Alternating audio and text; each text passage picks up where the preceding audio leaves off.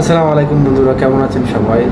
নতুন আরেকটা ভিডিও নিয়ে হাজির হলাম। আজ আমরা শিখবো নন রেফ্রিজারেটর ডায়াগ্রামের মাধ্যমে কিভাবে কানেকশন করতে হয়। তো ভিডিওটা সম্পূর্ণ দেখার অনুরোধ রইল।